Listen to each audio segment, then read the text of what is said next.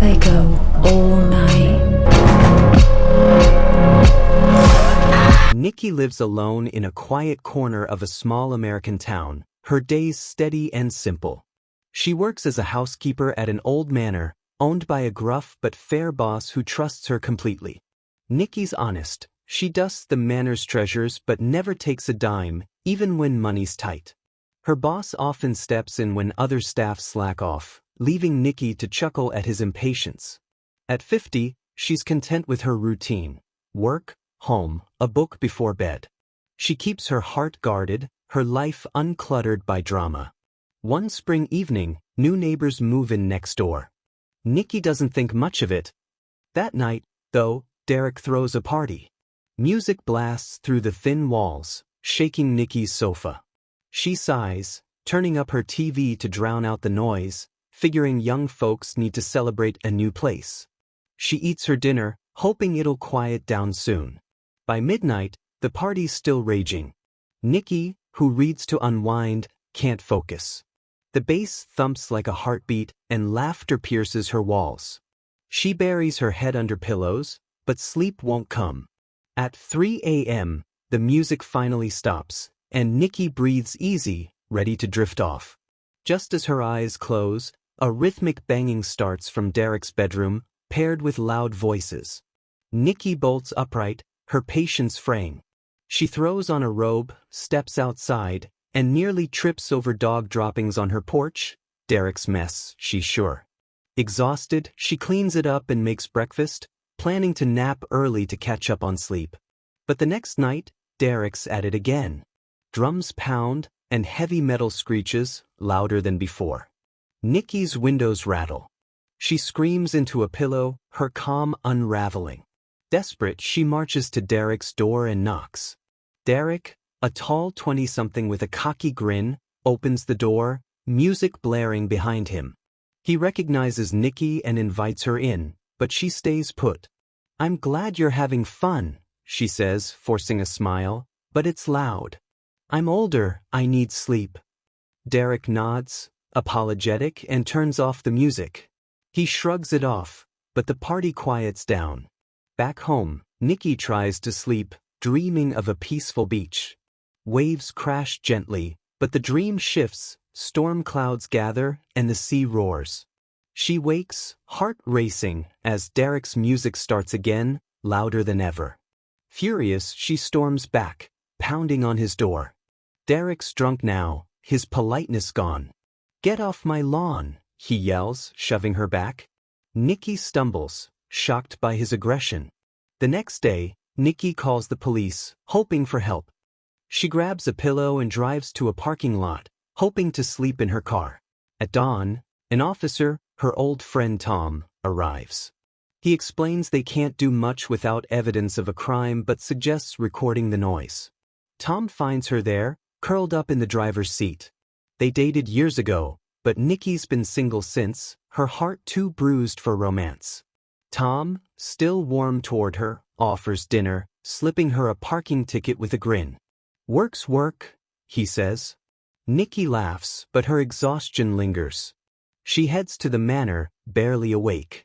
On her way, she bumps into a local vendor, Mrs. Chin, spilling her groceries.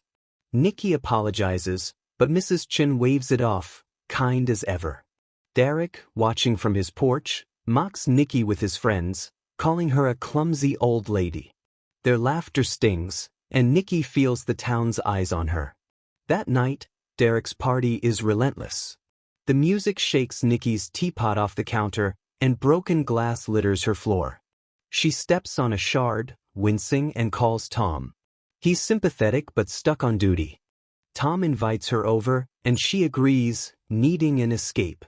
She's always blamed herself in conflicts, wondering if her kindness invites trouble. Tom disagrees, saying Derek's the problem, not her. He hands her a coffee, urging her to stand firm. Back home, Nicky falls asleep on his couch, lulled by the quiet. Tom covers her with a blanket, his face soft. Nicky bakes a cake as a peace offering, hoping to smooth things over. She knocks on Derek's door, apologizing for snapping. "I was tired," she says, offering the cake. Derek's friendly again, calling it water under the bridge. He asks about her cat, Shadow, saying he saw a similar one nearby. Nicky smiles, thinking he's not so bad. That afternoon, though, the music returns, louder than ever. Derek's new speakers drown out her thoughts. Nicky tries baking again, following an online recipe, but the noise makes her hands shake. She burns the cake, nearly starting a fire. Frustrated, she posts a harsh comment on the baking blog. This is awful. Her nerves are shot, and Derek's taunts echo in her mind. She calls Tom, venting about the chaos. He offers to confront Derek, but Nicky hesitates. Violence isn't her way. The next night, Derek's party spills onto the street. Nicky spots Shadow missing from her yard. Panic rises. She's had Shadow for years, her only companion. She calls Tom, who rushes over. He suggests checking Derek's place, suspecting foul play. Nicky, trembling, follows him. They find Derek's house packed, music deafening. Tom shouts over the noise, asking about Shadow. Derek smirks, denying everything. Nicky's eyes catch a black cloth in the backyard, moving slightly. She pushes past Derek, heart pounding, and lifts the cloth. Shadow's tied up, meowing weakly, his leg bruised. Nicky unties him, but he bolts, terrified, before she can free his paws. Derek's friend, Jake, laughs, admitting they borrowed the cat for fun. Nicky's vision blurs with rage. She sees Jake toss a shovel into a shed, dirt clinging to it, as if they buried something. Dawn breaks, and Nicky's done playing nice. Derek's cruelty, hurting Shadow, mocking her, snaps something inside. She thinks of Tom, injured trying to help, and her own kindness, exploited by white-eyed wolves like Derek. Her hands shake as she grabs a hammer from her toolbox. Derek's house is silent now, the party over. She climbs through an open window, her breath shallow. Inside, Derek's passed out on the couch, empty bottles everywhere. Nicky stands over him, hammer raised, her anger boiling.